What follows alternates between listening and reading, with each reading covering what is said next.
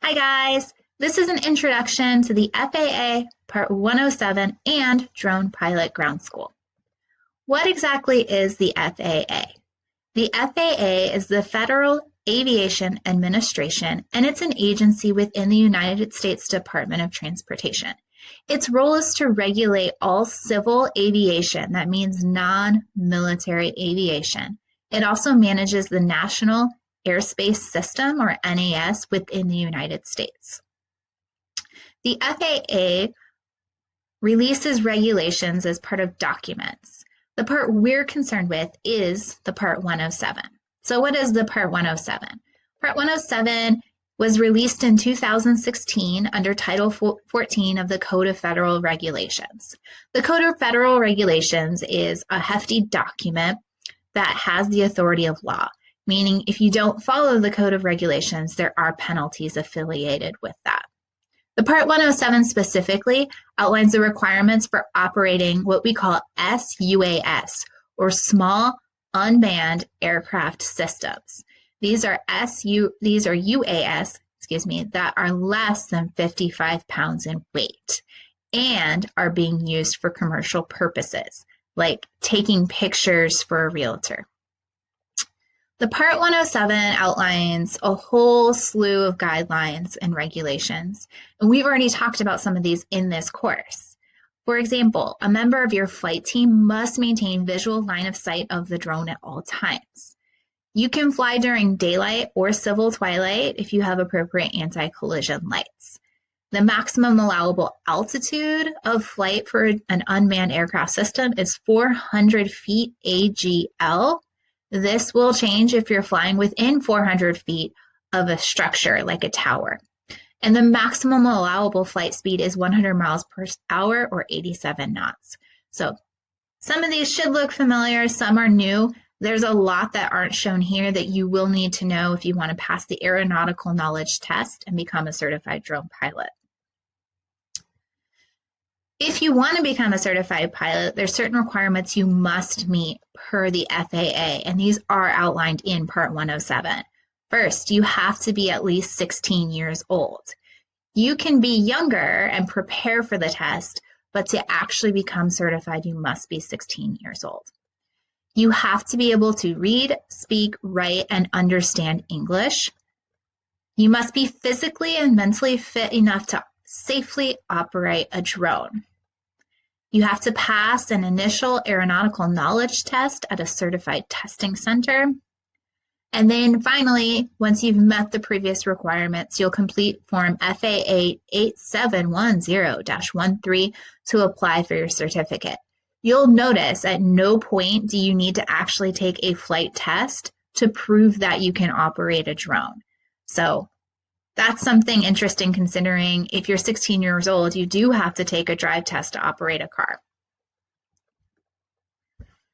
There's a lot of knowledge that's going to be covered under that aeronautical knowledge exam that you have to pass. Some of the key components include being able to read and use sectional charts, which we explored last time we were in class together, but we haven't delved much deeper into. We will before the end of the year.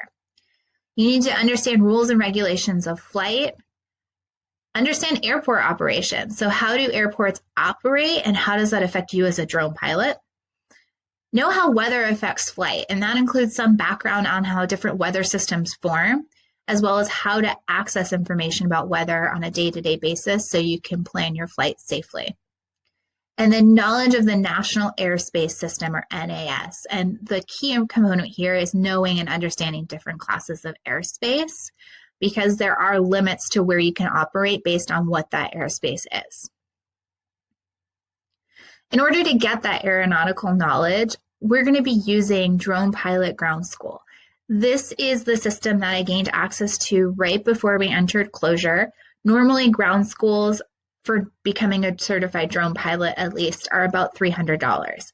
And we've been able to get you access to this course for free. So please take advantage of this opportunity. What I like about Drone Pilot Ground School is that it's really clearly organized. The videos and content are really easy to understand, and you have built-in assessments so you can see how well you actually understood each lesson.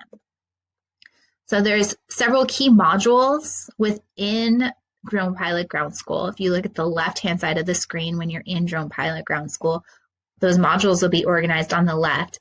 And then within each module covering a key topic, like national airspace, you'll have lessons, and each lesson will have a video, except for that first module where a few of the lessons are a text, like a glossary of key terms. Below the video, if you scroll down, there's a really nice transcript. So if you're having a hard time watching the video, you can actually just read that information below. Or if you're just the type of person who needs to read versus watching a video, that's available to you. He usually includes additional diagrams in that transcript section. So on components where I was confused about the diagram presented in the video, I went down to the transcript and actually found more clear diagrams and was able to clarify my points of confusion pretty easily with the information he provides. And then at the very bottom, there's a quick quiz. Depending on the video, it can be 1 or 2 questions. Sometimes it's more. What I like is they're similar to questions you would see on the exam for Part 107. And he provides really good explanations for each question. So if you choose an answer and it's wrong, you can scroll down and he'll explain what the right answer is, as well as why it's the best answer. Some of the questions on the Part 107 exam are designed to be trick questions. So it's really good to see these types of questions in action before you get to the test. And that gets me to the last thing that I really like about Drone Pilot Ground School. It includes practice tests, full-length practice tests for you to prepare for that exam. So you have an idea of what type of questions would be asked, and it'll give you feedback on how well you actually know this information. They recommend that you score at least an 85% on one of those practice exams, before you pay for and take the real deal exam. We'll talk about a little bit more toward the end of this semester.